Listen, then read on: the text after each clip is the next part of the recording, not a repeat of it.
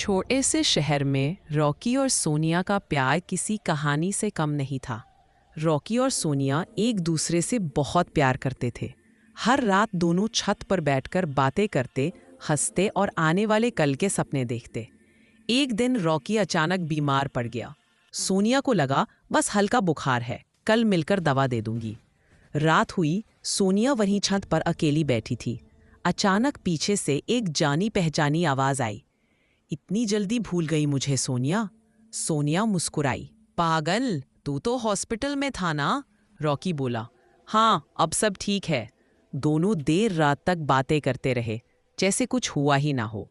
सोनिया के चेहरे पर फिर वही मुस्कान लौट आई थी। रात के आखिर में रॉकी बोला, अब चलूं, देर हो जाएगी, और मुस्कुराकर धुंध में खो गया। सुबह सोनिया का फोन बजा। उधर से किसी की रोती हुई आवाज आई। सोनिया, रॉकी नहीं रहा।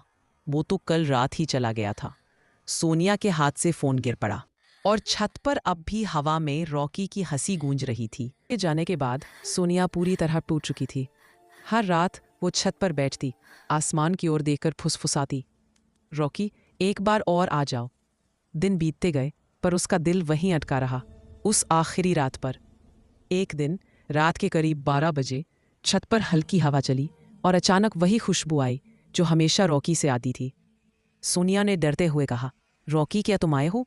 धीरे धीरे उसके सामने धुंध में एक आकृति बनी। रॉकी था, वही मुस्कान, वही आंखें। वो बोला, सोनिया, अब मैं सच में जा रहा हूं, लेकिन तुम्हारा इंतजार वही करूंगा जहां कोई जुदाई नहीं होती। सोनिया की आंखों से आंसू बहने लगे। मत जाओ रॉकी, मैं तुम्हारे बिना नहीं रह सकती। रॉकी बस मुस्कुराया। अब बहुत देर हो चुकी है, और धुंध में गायब हो गया। अगली सुबह खबर आई, सोनिया की लाश उसी छत पर मिली जहां वो रोज रॉकी का इंतजार करती थी। कहते हैं अब उन दोनों की हंसी उस छत पर हर अमावस की रात सुनाई देती है। रॉकी और सोनिया की मौत को 2 साल बीत चुके थे, पर उस पुराने मकान की छत आज भी वीरान नहीं होती थी।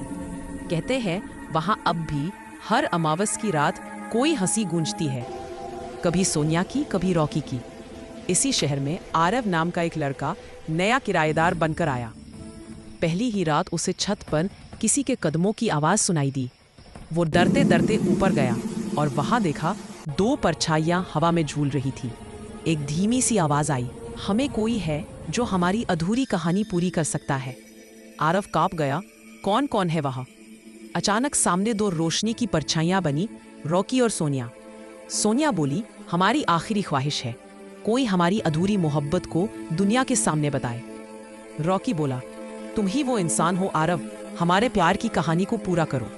और जैसे ही उन्होंने ये कहा, हवा तेज हो गई, आसमान में बिजली चमकी। दोनों आत्माएं मुस्कुराते हुए एक दूसरे का हाथ थामे आसमान में खो गई। सुबह आरव ने उस छत पर जाकर कुछ लिखा, एक किताब जिसका नाम था वो आखिरी रात। और कहते हैं जो भी वो किताब पढ़ता है, उसे रात में छत पर से वही आवाज सुनाई देती है। धन्यवाद हमारी कहानी पूरी करने के लिए।